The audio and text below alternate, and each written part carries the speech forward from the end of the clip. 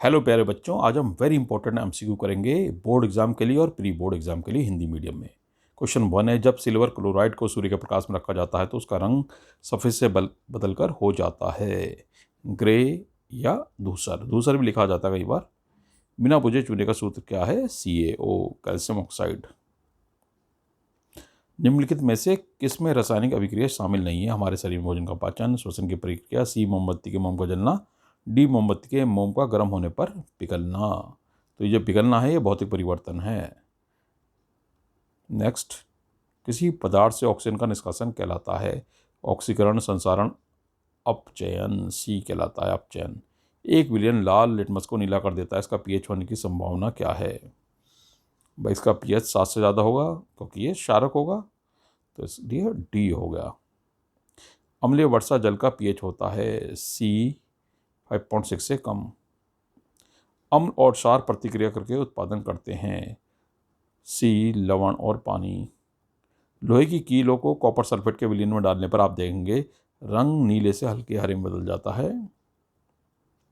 निम्नलिखित में से कौन सी धातु केरोसिन तेल में भंडारित की जाती है? तो आंसर है सोडियम। चींटी के डंक पे कौन सा अम्ल होता है? फॉर्मिक अम्ल।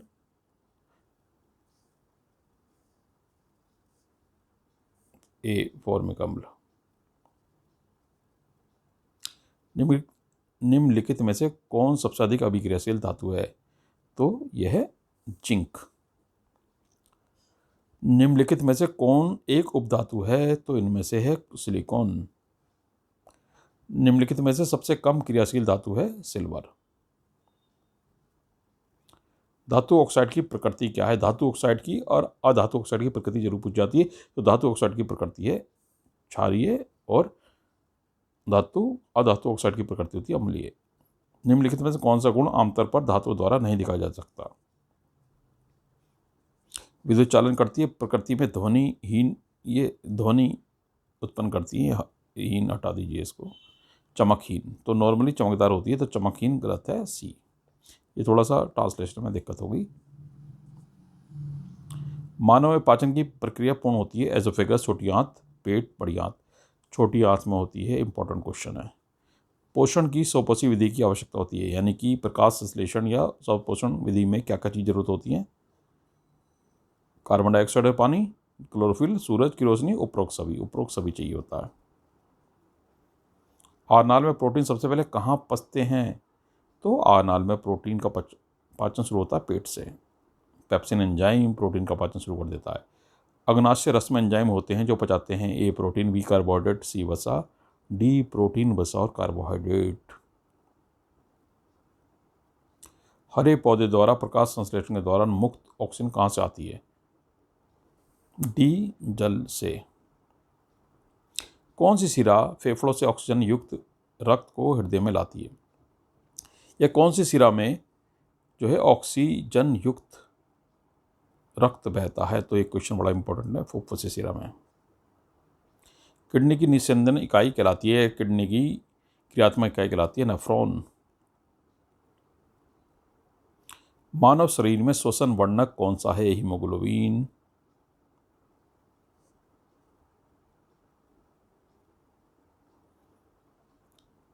यदि वस्तु अनंत पर है तो अवतल दर्पण में प्रतिबिंब बनेगा। यदि वस्तु अनंत पे तो F पर बनेगा अवतल दर्पण हमेशा। अवतल दर्पण के मामले में जब वस्तु C पर होती है तो प्रतिबिंब की प्रकृति, आकार और वास्तविक स्थिति क्या होगी? तो A होगा, C पर समान आकार का वास्तविक और उल्टा बनेगा। C पर हमेशा समान आकार का बनता है अवतल दर्पण में।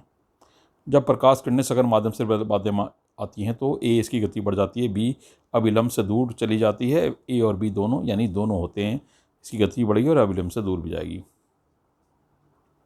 हमें वस्तु कहाँ रखनी चाहिए जिससे उत्तल लेंस से प्रतिबिंब आभासी और सीधा हो जाए? तो उत्तल लेंस से प्रतिबिंब एक ही स्थिति में आभासी बनता है, वरना वास्तविक बनता है जब ये F1 और प्रकाशीय केंद्र के बीच हो। O, प्रकाशीय केंद्र O के बीच में हो। कौन सा लेंस किसी वस्तु का हमेशा आभासी और सीधा प्रतिबिंब बनाता है? तो ये बनाता है अवतल लेंस हमेशा। तारों का टिमटिमाना डैश के कारण होता है? प्रकाश का अपवर्तन के कारण। सी है इसका आंसर। स्पष्ट आकाश नीला दिखाई देता है क्योंकि ए, नीली रोशनी वातावरण में अवशोषित हो जाती है क्योंकि बैंगनी और नीली रोशनी अधिक प्रकीर्णित हो जाती है। तो बी है इसका आंसर, नीला रंग ज़्यादा प्रकीर्णित होता है। श्वेत प्रकाश के निम्नलिखित में से किस रंग की तरंगदैर्घ्य सबसे कम है? तो बैंगनी रंग की। कांच के प्रिज्म से गुजरने पर श्वेत प्रकाश का 7 रंगों में विभक्त होना क्या जाता है? वर्ण विक्षेपण। काली विक्षेपण लिखा है तो भी आपको राइट करना है इसको। सूर्योदय और सूर्यास्त के समय सूर्य लाल रंग का क्यों होता है? नीला रंग सबसे कम बिखरा हुआ होता है यानी कब से कम प्रकीर्णित होता है। लाल रंग सबसे अधिक बिखरा होता है यानी प्रकीर्णित होता है। नीला रंग अन्य लघु तरंग दैर्घ्य प्रकाश के साथ सबसे अधिक प्रकीर्णित होता है। ये आंसर है कि नीला रंग तो और बाकी जो रंग है वो प्रकीर्णित हो गए, लेकिन लाल रंग प्रकीर्णित हुआ वो हमारी आंखों तक आता है, इसलिए सूर्य सुबह और शाम के समय लाल रंग का दिखाई देता है। अंतरिक्ष से आकाश का रंग दिखाई देता है काला, क्योंकि प्रकाश का प्रकीर्णन वहाँ नहीं होता, कोई एटमॉस्फेयर में वहाँ नहीं होता। जल्दी सूर्य और देर से सूर्यास्त किसके कारण होता है? अपवर्तन के कारण होती हैं ये सारी चीज़ें।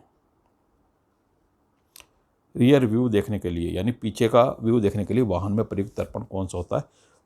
ये होता है उत्तल दर्पण, क्योंकि इसमें हमेशा बनता है सीधा और आभासी प्रतिबिंब और छोटा, तो काफ़ी बड़ी दूरी का हमें दिखाई दे जाता है उसमें। 36 पानी में आंशिक रूप से डूबी एक पेंसिल पानी और हवा के सतह पर मुड़ी हुई प्रतीत होती है, क्योंकि ये होता है प्रकाश के अपवर्तन से। जिस दर्पण की सतह बाहर की ओर वक्रित होती है यानी ऊपर की ओर उभरी होती है उसे कहते हैं उत्तल दर्पण। जो करेक्ट है वही बता रहा हूँ, बाकी रीड करने की क्या जरूरत है मुझे। एक लेंस जो बीच में मोटा और किनारे में पतला होता है कहलाता है?